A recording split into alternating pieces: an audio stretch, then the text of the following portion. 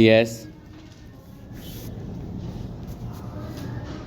महोदय, यह बड़े गौरव और प्रसन्नता की बात है। हिंदुस्तान में 10वां विश्व हिंदी सम्मेलन का आयोजन किया गया था, जिसमें लगभग 40 देशों के प्रतिनिधियों ने हिस्सा लिया था।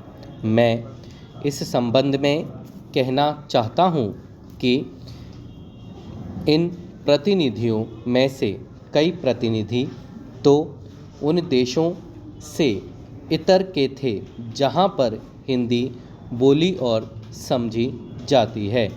10वें विश्व हिंदी सम्मेलन में बेनिश विश्वविद्यालय इटली की प्रोफेसर मार्का ने कहा कि हिंदी में उनकी शुरू से ही रुचि रही थी और इसलिए हिंदी सीखी थी। हिंदी एक वैश्विक पहुंच रखती है। साथ ही कहा कि दूसरी भाषाओं के चक्कर में अपनी मातृभाषा को भूल जाना ठीक नहीं है। चीन के प्रतिनिधि ने धारा प्रभा हिंदी में अपनी बात रखते हुए कहा, हिंदी दुनिया की सबसे बड़ी भाषा है और इसका लगातार विकास हो रहा है। इस सम्मेलन में स्वीडन के एक प्रतिनिधि ने कहा था कि हिंदी बहुत समृद्ध भाषा है, लेकिन इसमें अन्य भाषाओं के समृद्ध शब्दों को समाहित करके और समृद्ध बनाना चाहिए।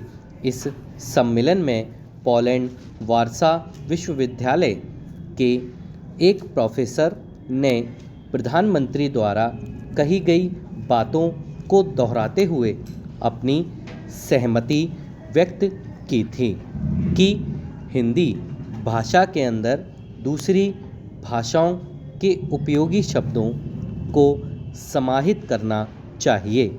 एक प्रतिनिधि ने कहा कि मैं महात्मा गांधी के विचारों से प्रेरित होता रहा हूँ, इसलिए उनको जानने के लिए उन्होंने हिंदी सीखी।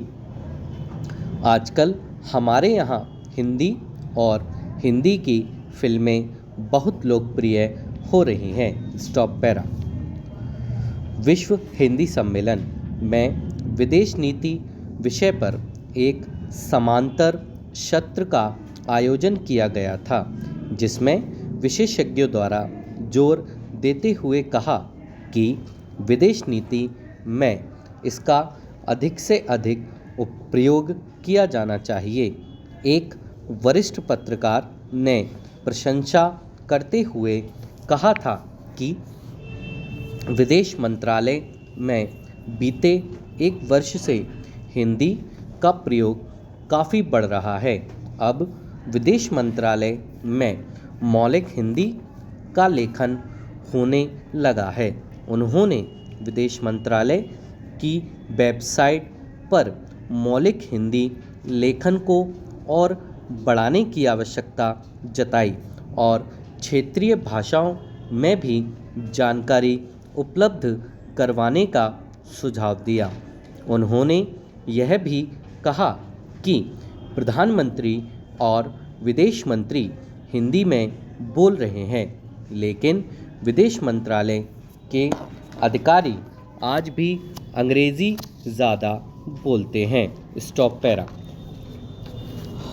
अध्यक्ष महोदय, मैं सिंचाई विभाग से संबंधित प्रश्न उठाना चाहता हूँ।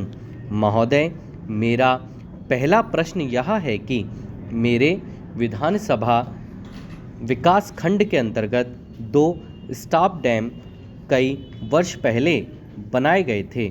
उनमें से एक स्टॉप डैम में पानी रोकने के लिए गेट नहीं लगे हैं। गेट के अभाव में पानी एकत्र नहीं हो पा रहा है। यदि पहले से तालाब में गेट लगे होते तो पानी इकट्ठा हो जाता और किसानों को सही वक्त पर सिंचाई के लिए पानी मिल जाता। महोदय, फसल सींचने के लिए पानी की ज़रूरत होती है। पानी नहीं मिलने के कारण उपज अच्छी नहीं हो पा रही है और किसान को प्रकृति पर निर्भर रहना पड़ता है। अतः मेरा अनुरोध है कि स्टॉप डैम बनाते समय ही गेट लगा दिए जाएं, तो किसानों को इस समस्या से निजात मिल जाती और किसानों को इस समस्या का सामना नहीं करना पड़ेगा। स्टॉप डैम में गेट लगने से प्रशासन का जो मूल उद्देश्य है उसका पूरा लाभ किसानों को मिल सकेगा। उद्देश्य की भावना के अनुसार काम न होने से किसानों को लाभ नहीं मिल रहा है। स्टॉप।